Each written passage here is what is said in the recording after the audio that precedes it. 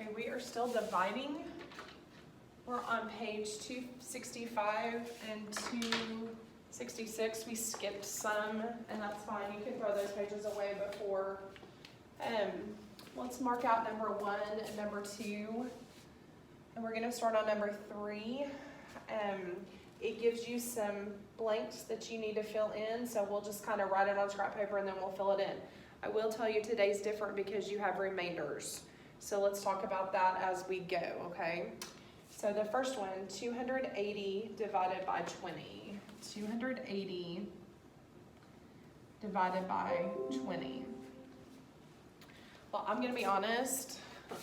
I see 1 for 1 0, so I really want to mark those out. The only reason why I'm not doing that is because it has it on this chart deal for you, and it didn't mark them out. But any other time, I would totally go 1 for 1 0 on that, but I'm not going to do that this time, okay? So here's what you need to do. You need to see where what 20 will go into. Will 20 go into 2? No.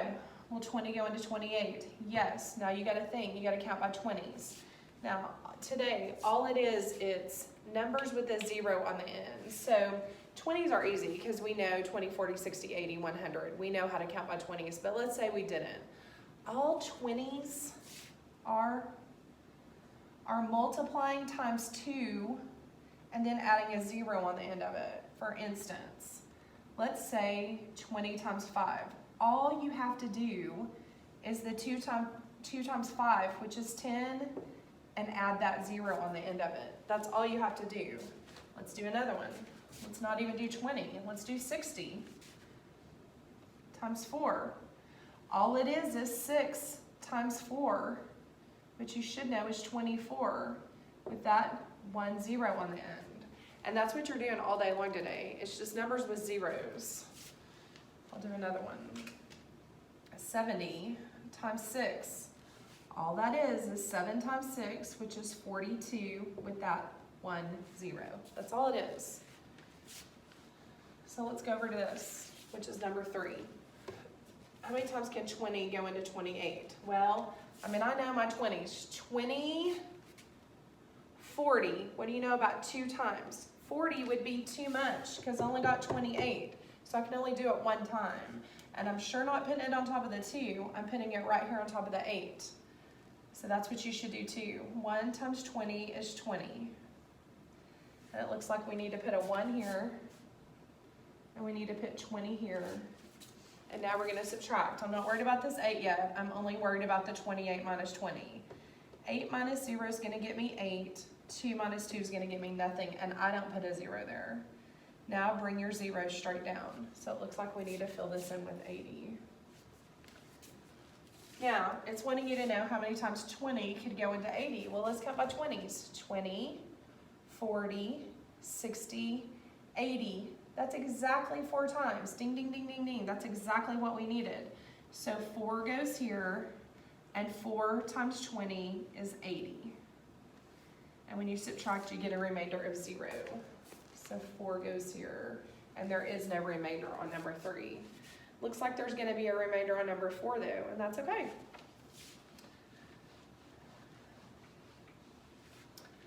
Number 4, 766 divided by 80. Well, your first trick is you got to figure out where 80s belong, where the answer belongs. 80 cannot fit into 7. Do not put your answer on top of 7. 80 cannot fit into 76. Do not put your answer on top of 76. But 80 can fit into 766. So you're going to have 1 answer, and it's going to go right here on top of the last 6, not the first 6, because 80 can't fit into 76. Now we got to count by 80s. And just like what I told you a while ago, you know your 80s because you know your 8s. So this is what I like to do. I like to go to 5 right off the bat. And I like to think, if I did 80 times 5, all that would be is 8 times 5, which is 40, with that 1 0. Now look what I needed. I needed 766. I got 400. You ought to be thinking, oh my gosh, you're way too low. You need to go way higher. That's what you should be thinking right now. So instead of 80 times 5, I'm going to go higher than 5. I'm not going to probably just go 1 time higher than 5 either. I'm probably going to go 2 or 3 times higher than 5. So let's see. 80 times, I don't know, 8. That sounds good to me. Of course, I feel sorry for you if you don't know what 8 times 8 is, but I do, and some of you do know that 8 times 8 is 64. And don't forget, put a dot in that 0 right there, because your answer is really 640. Now look, I needed 766. I got 640. That's close. Wonder if I can go closer. Maybe. So I'm leaving that, okay? Because sometimes you need that for your notes. Write on scrap paper 80 times 9. And if you'd rather write it this way, I'm fine with that. If you'd rather write it that way, that's fine too. Like, it doesn't matter to me. That's just easy for me to think in my head. 9 times 0 is 0. 9 times 8 is 72. Ooh, I'm getting closer.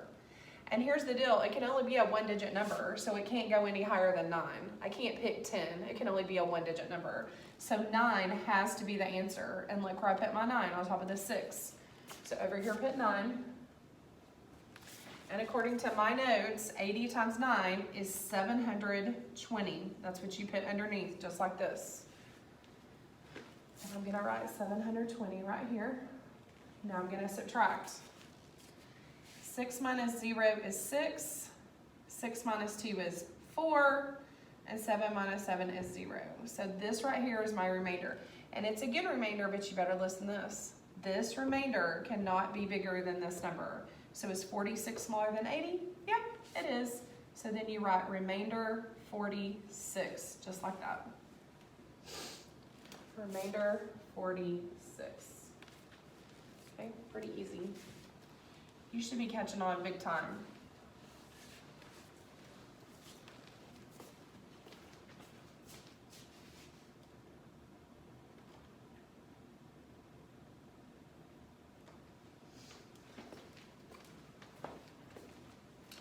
Let's come down here and take some zeros off. Like, man, I want to take that 0 off right there for that 0, but I really can't because they're wanting you to fill in that chart. But I can down here. Watch. 1 0 for 1 0. Oh my gosh, all it is 25 divided by 5. 5 times what is 25? 5. That's it. So easy. So do you want to take the zeros off this? Oh, I want to so bad. Mark this out. And just rewrite 360 divided by 30.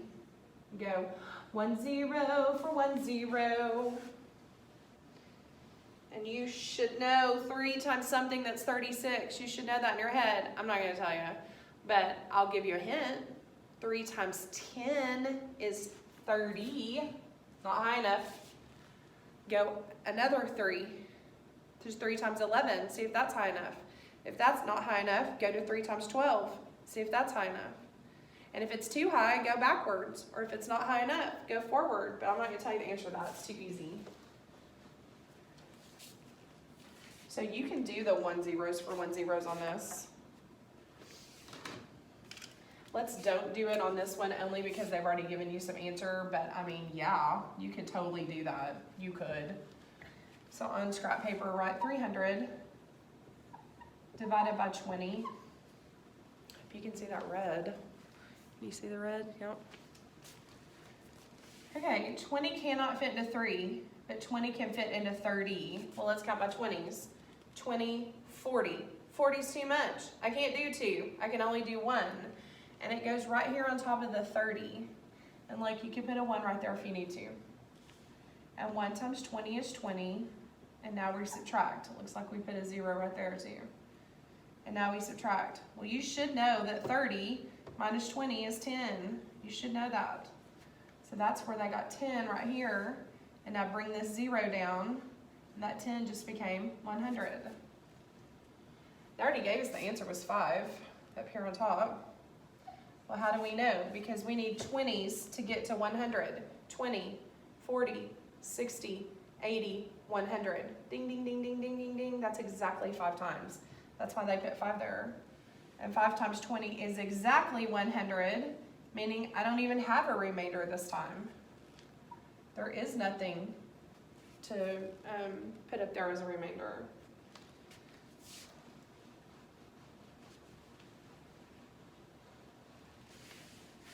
Okay, I'll do one more and then we'll go to the back. Number 8, too easy. let's do number 12. 492 divided by 80. You know your 80s because you know your 8s. It's just your 8s with a 0. So on scrap paper, right off the bat, go and do 80 times 5 right off the bat. Just see what you get. And then we'll see if we have to go higher, or we'll see if we have to go lower. Well, 5 times 0 is 0, and 5 times 8 is 40. I really could have done that in my head, because 8 times 5 is 40, with one more 0 is 400. You should be able to do it in your head too. Okay, look what I needed. I needed 492. I got 400. That's a good guess, but I think I can go higher. So it would be 80 times 6. Do that on scrap paper. But you should be able to know that 8 times 6 is 48 with one more 0. See, this is being able to do stuff in your head quick. You should be able to do this. Look, I needed 492. I got 480. That is a good guess. So I'm putting 6 right here. Now, why did I put it there? Because 80 couldn't go into 4.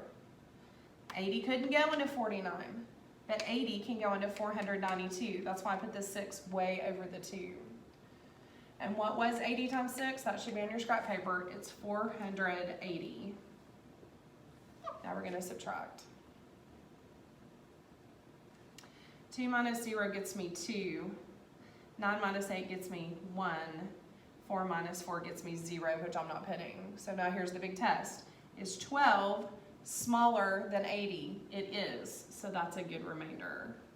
6 remainder 12. That is your answer to number 12.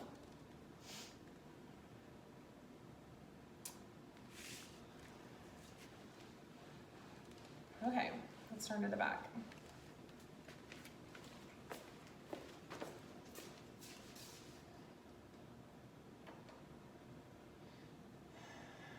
Rita's family is moving from Grand Junction to Dallas. Okay, right off the bat, Grand Junction to Dallas. That's not Little Rock to Chicago. That's not Denver. That's not Charleston. That's not Nashville. That is Dallas to Grand Junction, or vice versa. Grand Junction to Dallas. This is the only line I need to be looking at. Every bit of this is too much information. The only reason why I don't want to mark it out, though, is because we might need it for this, okay? So I know which one I'm looking at. In fact, I'm going to put like a little check mark by it. You should do that too. The moving van averages 60 miles each hour. About, that's important, that means we're rounding, how many hours does the van take to reach Dallas? That's a long ways. From Colorado to Dallas is 980 miles, and it goes about 60 miles an hour. So I'm taking these miles and I'm chopping it down amongst hours. So draw your hood, just like we did when we were estimating, 60. And up here, write 980 in the sky. Now ask yourself, if I'm a 6, can I fit into a 9? I could. How many times? 6 times 1 is 6. 6 times 2 is 12. You gotta decide, do you think 9 is closer to 6? Or do you think 9 is closer to 12? A little tricky. I think if we change this to 600, that's gonna be too low. So I think we need to change that 12 to a 9, or that 9 to a 12. Now I want you to think about something. I know this is what I told you before. I said 1, 2, 3 digits, but look real close. If we do 1, 2, 3 digits right there, we just changed 980 to 120. That doesn't make any sense. The truth is we're trying to change 980 to 1200. We needed one more 0 there. I hope you catch that. Now we could do 1 0 for 1 0 and get rid of those. And 6 times what got me 12? 2. And 6 cannot go into that 0, so you still have to bring that up. So about how many hours? It said about 20 hours. Oh dear. I wouldn't want to be in the moving van that long. I would not. Okay, number 15. Due to construction delays on the trip from, we're changing our destination, Little Rock to Chicago. That's not this now. In fact, it's down here, Little Rock to Chicago. Everything else is too much information. A van driver averaged 50 miles an hour, didn't go quite as fast. There's our key word, about. How long did that trip take? Well, this trip isn't quite as long. It's 660 miles, and we're doing it 50 miles an hour. So write 50 outside the hood, and then up here, floating in the air, put 660.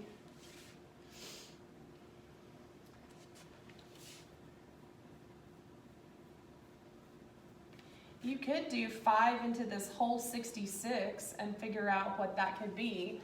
Like I know 5 times 12 is 60, so that would mean 5 more, which is 5 times 13 would be 65. How about if we change that to 65? I think that's a good answer.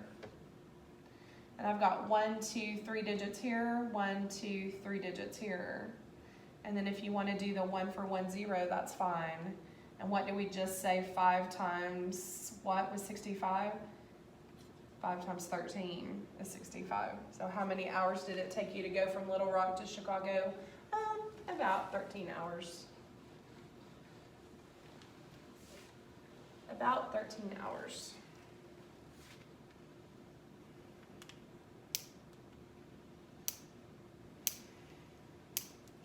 Okay, let's not do 16 and 17. Let's just mark those off since I'm not here with you.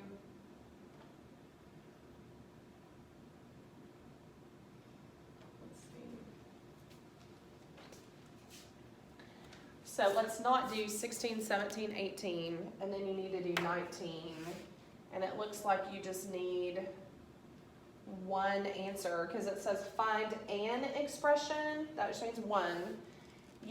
So what they did was they gave you the answer. You got to work all these out, and one of these gets you the answer 9, remainder 15. Only one. Okay. See you later.